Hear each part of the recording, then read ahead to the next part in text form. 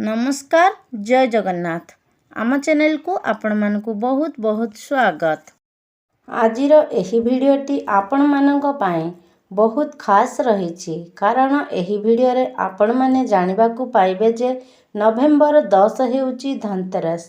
तेबे एही धनतेरस रे आपण निज घर को केउ जिनिस आनिबार आवश्यकता रही फलरे आपणको परिवार बा निजर लाभ होई परिबो बा आपण माने आगो को जाई पारिबे उन्नति करि पारिबे।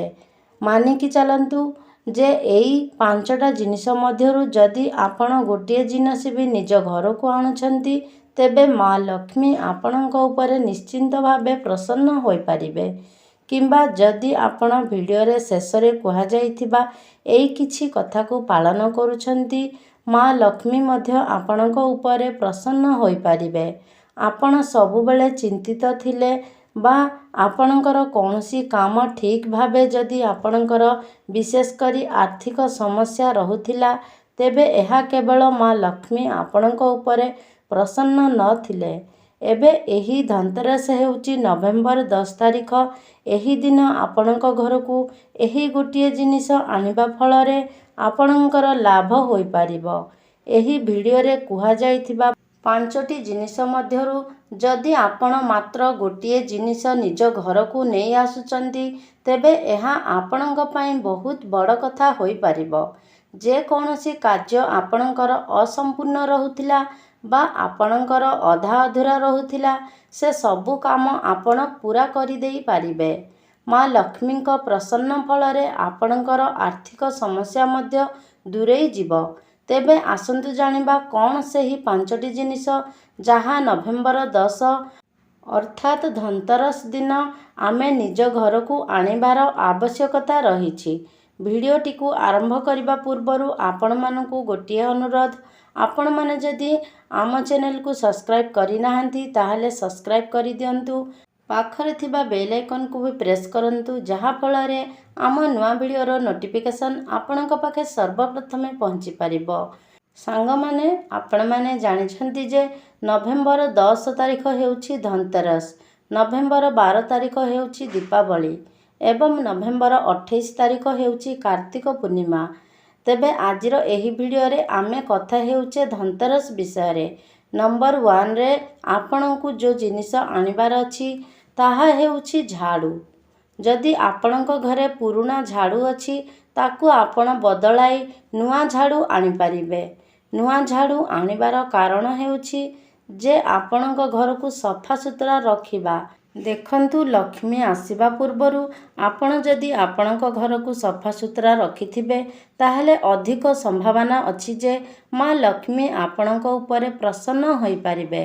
तेणु आपण मानकु अनुरोध जे धनतेरस दिन एक झाड़ू आनी निज घर को सफा सुतरा रखिबा आवश्यकता रही।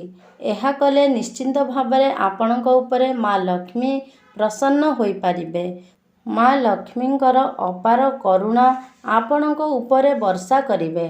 नंबर 2 रे जो जिनिस हेउची माँ लक्ष्मींकर गोटे फोटो किंबा मूर्ति को आपण निज घर को आनि पारिबे।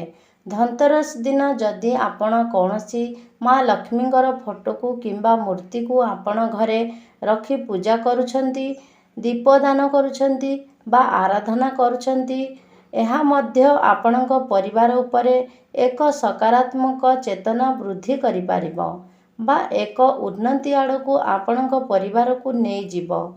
तेबे आपण मानकु कहि देबी जे धनतेरस दिन आपण माने माँ लक्ष्मी फोटो हेले भी गोटे आणंतु एवं एहाकु भक्तिर सह पूजा आराधना करंतु। नंबर 3 रे जो जिनिस रहुछि ताहा हेउछि लवंग। जदि आपण धनतेरस दिन लवंग आणुछंती एही लवंग को आपण निज ठाकुर घरर जे कौनसी स्थान रे बा पश्चिम दिगरे विशेष करी रखिबा पई चेष्टा करंतु। पश्चिम दिगरे जदि आपण ठाकुर न रखुछंती बा जोउठी भी ठाकुर रखुछंती पश्चिम दिगरे लवंग को रखी दियंतु। रखिबा फलरे मध्य माँ लक्ष्मी आपणक ऊपर प्रसन्न रही पारिबे। आपणकु कौन करिबार अछि जे धनतेरस दिन जे कौनसी लवंग जदि आगरू अछि तेबे ताहाकु आपण पश्चिम दिगरे रखी देई पारिबे। ନମ୍ବର 4ରେ ଯେଉଁ ଜିନିଷ ରହୁଛି ତାହା ହେଉଛି କୁବେର ମହାରାଜା କିମ୍ବା ଗଣେଶଙ୍କ ଏକ ଫଟୋକୁ କିମ୍ବା ମୂର୍ତ୍ତିକୁ ଆପଣ ଧନତେରସ ଦିନ ଆଣି ଆପଣଙ୍କ ଘରେ ପୂଜା କରନ୍ତୁ। ଯଦି ଆପଣଙ୍କର କୌଣସି ଦୋଷ ତ୍ରୁଟି ଯୋଗୁଁ ଆପଣଙ୍କ ଘରେ ଆର୍ଥିକ ସମସ୍ୟା ରହୁଥିଲା ବା ମା ଲକ୍ଷ୍ମୀ ଆପଣଙ୍କ ଘରକୁ ଆସିପାରୁନଥିଲେ, ଯେକୌଣସି ପ୍ରକାରର ଗ୍ରହର ସୁଚଳନା ଆପଣଙ୍କ ଉପରେ ହୋଇପାରୁନଥିଲା, ଗ୍ରହ ଦୋଷ ଯୋଗୁଁ ଆପଣ ଅଧିକ ଚିନ୍ତାର ଶିକାର ହେଉଥିଲେ ବା ଆପଣଙ୍କର କୌଣସି କାମ ସମ୍ପୂର୍ଣ୍ଣ ହୋଇପାରୁନଥିଲା, ତ ଏହାକୁ ଆପଣ କରନ୍ତୁ। ଏକ ଗଣେଶଙ୍କର ମୂର୍ତ୍ତିକୁ ଆଣି ଆପଣ ଘରେ ସ୍ଥାପନା କରନ୍ତୁ। 5ରେ କୁହାଯାଏ ଯେ ସୁନା, ରୂପା, ପିତ୍ତଳ ଧାତୁକୁ ଯଦି ଆପଣ ରଖୁଛନ୍ତି, ପୁରାଣ ଶାସ୍ତ୍ରରେ ମଧ୍ୟ ଏହା ଲିଖିତ ରହିଛି ଯେ ଯଦି ଆପଣ ଏସବୁ ଜିନିଷକୁ ଆଣିକି ଧନତେରସ ଦିନ ରଖୁଛନ୍ତି, ତାହା ମଧ୍ୟ ଆପଣ ମାତା ଲକ୍ଷ୍ମୀଙ୍କୁ ଆପଣଙ୍କ ସହିତ ଆଣୁଛନ୍ତି। ଏବେ ନିଶ୍ଚିତ ଭାବରେ ଚେଷ୍ଟା କରନ୍ତୁ। ଯଦି ଆପଣ ପାରୁନାହାନ୍ତି, ତେବେ ଆପଣ ବାକି ସବୁ ଜିନିଷ ମଧ୍ୟ କିଣିପାରିବେ। ଯଦି ଆପଣ ସୁନା, ରୂପା କିମ୍ବା ପିତ୍ତଳ ଧାତୁ ମଧ୍ୟରୁ ଯେକୌଣସି ଆପଣ କିଣୁଛନ୍ତି, ମା ଲକ୍ଷ୍ମୀ ଆପଣଙ୍କ ଉପରେ ପ୍ରସନ୍ନ ହୋଇ ରହିପାରିବେ। ତେବେ ଚେଷ୍ଟା କରନ୍ତୁ ଯେ ଏହି 3ଟି ମଧ୍ୟରୁ ଯେକୌଣସି ଧାତୁକୁ ଆପଣ କିଣିବା ପାଇଁ। ତ ସାଙ୍ଗମାନେ, ଆଉ ଗୋଟିଏ କଥା, ଆପଣ ଧନତେରସ ଦିନ ଘରକୁ ସର୍ବଦା ସଫାସୁତୁରା ରଖନ୍ତୁ ଏବଂ ସକାଳୁ ସ୍ନାନ କରି ମା ଲକ୍ଷ୍ମୀଙ୍କୁ ଆରାଧନା କରନ୍ତୁ। ଏହା ଫଳରେ ଆପଣଙ୍କର ଆସୁଥିବା ସମୟରେ ସବୁ ସମସ୍ୟା ଦୂର ହେବ ଏବଂ ଆପଣ ଉନ୍ନତିର ଆଡ଼କୁ ଯାଇପାରିବେ। ଆଜିର ଭିଡ଼ିଓଟି ଭଲ ଲାଗିଥିଲେ ଗୋଟିଏ ଲାଇକ୍ କରିବେ। ତଳେ କମେଣ୍ଟ ବକ୍ସରେ ଲେଖିବେ ଜୟ ମା ଲକ୍ଷ୍ମୀ।